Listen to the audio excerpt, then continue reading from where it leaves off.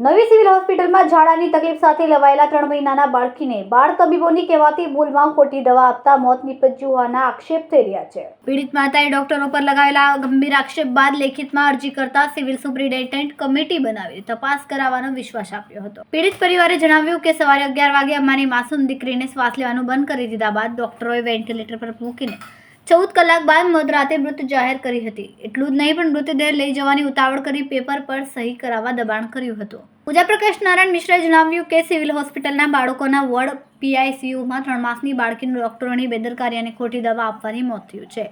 1.5 મહિના અગાઉ અમારી 2 મહિનાની બાળકીને ઝાડાની સારવાર માટે સિવિલ હોસ્પિટલ લઈ આવ્યા હતા, જ્યાં માસૂમ બાળકીને તબીબોએ તપાસ કર્યા બાદ 7Dમાં દાખલ કરી હતી. 7 દિવસની સારવાર બાદ દવા આપી રજા પણ આપી દીધી હતી. ઘરે આવ્યા બાદ માસૂમ બાળકીની તબિયતમાં સુધારો થવાના બદલે વધારે બગડી હતી, જેથી 8 થી 10 દિવસમાં જ ફરી દીકરીને હોસ્પિટલ લઈ આવ્યા હતા, જ્યાં ડોક્ટરોએ બાળકીને ચેક કરીને 7Cમાં દાખલ કરી હતી. 27 ડિસેમ્બર સુધી સારવાર કર્યા બાદ ફરી બાળકીને રજા આપી દેવામાં આવી હતી. જોકે ઘરે ગયા બાદ રોજની દવા આપતા હોવા છતાં તબિયત બગડતી જ હતી. 6 જાન્યુઆરી 2025ના રોજ મજબૂર બની બાળકીને સિવિલ લઈ આવ્યા અને કેસ કઢાવી બાળકોના ડોક્ટર પાસે ગયા. ડોક્ટરોએ બાળકીની હાલત જોઈ દાખલ કરી હતી ને ઝાડા હોવાનું જણાવ્યું હતું. વેન્ટિલેટર લગાડતા જ મોઢામાંથી લોહી નીકળવા માંડ્યું હતું. ત્યારબાદ બાળકીને મૃત જાહેર કરવામાં આવી હતી. મોતને પગલે પરિવારજનોમાં હૈયાહાટ રોદન કરવામાં આવ્યું હતું અને આ સાથે જ ડોક્ટરોની બેદરકારી હોવાના આક્ષેપો પણ કરવામાં આવી રહ્યા હતા. મેડમ, આ બાળકોની જે મેટર સામે આવી છે એના અંદર આખી મામલો શું છે? કારણ કે તમારી હાજરી ઉપસ્થિતિ પણ વિડીયોમાં દેખાઈ રહી છે. નમસ્તે. હા, તમે કહો છો એ બાળકના સંદર્ભમાં મને ખબર છે ત્યાં સુધી એક માતા કિડની હોસ્પિટલની બહાર પરમ દિવસે રડી રહી હતી અને આજુબાજુ લોકો એને જોઈ રહ્યા હતા અને અમુક લોકો એનું રેકોર્ડિંગ પણ કરી રહ્યા હતા. જે મેં ત્યાં જઈને તપાસ કરતાં પેલા બહેન સાથે વાત કરતાં ખબર પડી કે એનું 3 મહિનાનું બાળક એક્સપાયર થઈ ગયું છે અને એ ડૉક્ટર પર આરોપ કરી રહી હતી. મને લાગે છે ત્યાં સુધી એણે બાળક ગુમાવવાથી પોતાનું માનસિક સંતુલન ગુમાવી દીધું હતું અને મેં કોશિશ કરી કે એનું કોઈ યોગ્ય રિલેટિવ આજુબાજુ હોય તો હું એને સાયકાટ્રી વિભાગ પાસે લઈ જઈ શકું, પરંતુ કોઈ રિલેટિવ ન મળ્યું અને બેન સીધા હોસ્પિટલની અંદર ચાલ્યા ગયા હોવાથી હું ફરી મારી ઓફિસમાં આવી ગઈ હતી.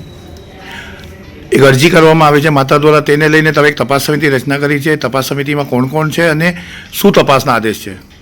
તપાસના આદેશમાં 3 ડૉક્ટરોની મેં કમિટી કરેલ છે, જે મને એકચ્યુઅલમાં પેશન્ટના કેસ પેપરની સ્ટડી કરી અને હિસ્ટ્રી જોઈને જાણ કરશે કે આમાં કોઈ ડૉક્ટરની બેદરકારી છે કે નહીં.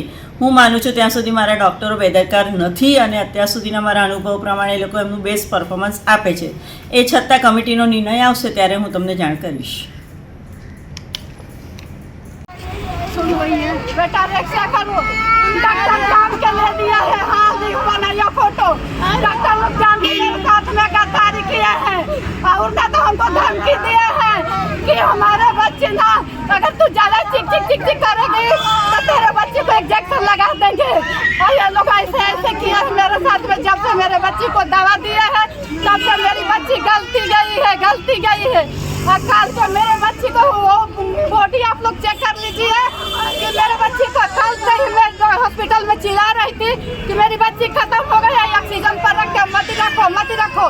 ये लोग दे नहीं रहे. 1 बजे रात में जब कोई हम चली गई घर तब मेरी बच्ची को बोला कि तेरी बच्ची खत्म हो गई है.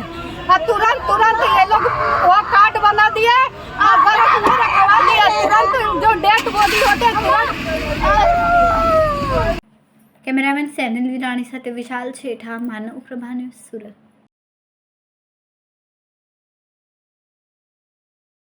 અમારા વિડિયોની નવી અપડેટ મેળવવા માટે સબસ્ક્રાઇબ કરો માનવ પ્રભા ન્યૂઝ ચેનલને. બેલ આઇકન ક્લિક કરો લેટેસ્ટ વિડિયો સૌથી પહેલા